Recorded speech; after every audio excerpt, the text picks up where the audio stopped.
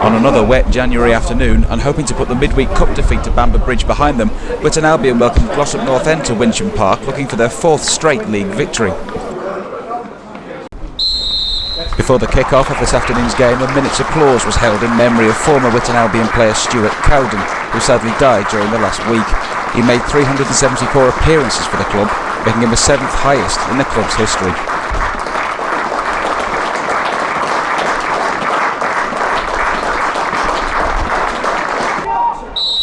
Glossop North End would make the quicker start to the game and very nearly took the lead in the first 14 seconds. Jason Carey's header on came into the path of Thomas Bailey, who crossed it to the back post for the waiting Jamie Rainford, but somehow he only managed to hit the crossbar with the net gaping. And Witton Albion had survived a very early scare. And 14 minutes later they were to survive another one. A Luke Pilling free kick was headed on by Jason Carey once again, and this time Jamie Rainford did manage to get the ball in the net by the post, but unfortunately referee's assistant Phil Howard ruled him offside and the goal was chalked out. After riding their luck in the early stages of the game, Witton Albion's fortunes then deserted them when a Jake Parker cross was met firmly by the head of Rob Hopley, but his effort grazed the top of the crossbar as Witton Albion came close to stealing the lead. And the very same crossbar was to see some more action 6 minutes later, after some great work by Jay Matthews saw 3 Witton Albion players have deflected shots. Tom Schofield was the first to try his luck but was deflected by a defender. The ball then broke to Jake Parker, who had the same result, before coming to Billy Reeves, whose right-footed deflected effort smacked the crossbar square in the face.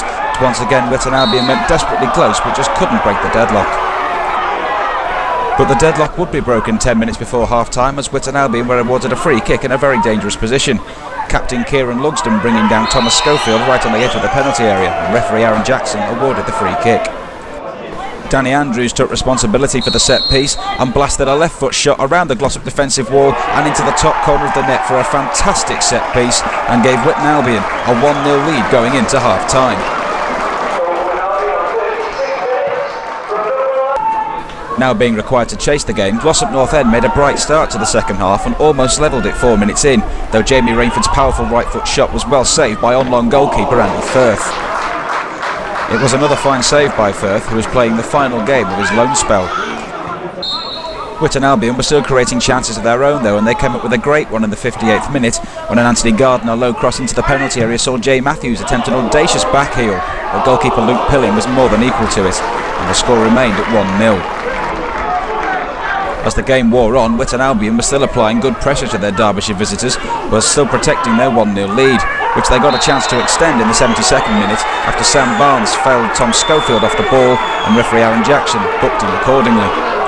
Having already scored once from a free kick in this game, Danny Andrews was to have another go and failed to disappoint for a second time, as the Glossop North End wall parted like the Red Sea and gave Luke Pilling no chance stopping the pile driver that gave Witton Albion a 2-0 lead.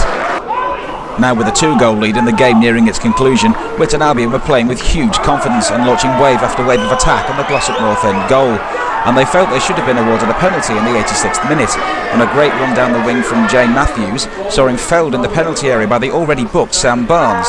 However, referee Aaron Jackson saw nothing wrong with the challenge and was having none of the penalty appeals. But with 2 minutes left to play, the third goal that Witton Albion's performance deserved did arrive, and it came from the man that had scored 2 already. Danny Andrews receiving the ball in a one-on-one situation with the goalkeeper before coolly slotting under the advancing stopper to complete his hat-trick, send the fans into delirium and confirm Witton Albion, 3-0 up, were going to win this game. A shell-shocked Glossop North End now had nothing left to play for, but they nearly conceded a 4th goal in time added on, when Luke Pilling came to clear a ball down the wing, which he did, but led it straight into the path of Jay Matthews. With the net empty, Matthews attempted his shot from long range, but unfortunately it didn't have any of the necessary direction. Glossop North End did offer an attempt on goal in time added on when Thomas Bailey had a right foot shot from outside the penalty area that was meat and drink for Firth, and that was about as good as it got for them in the second half. And just before time was up, there was an opportunity to salute the hero of the game. Danny Andrews being substituted for John Main and receiving a rapturous reception from the gathered crowd.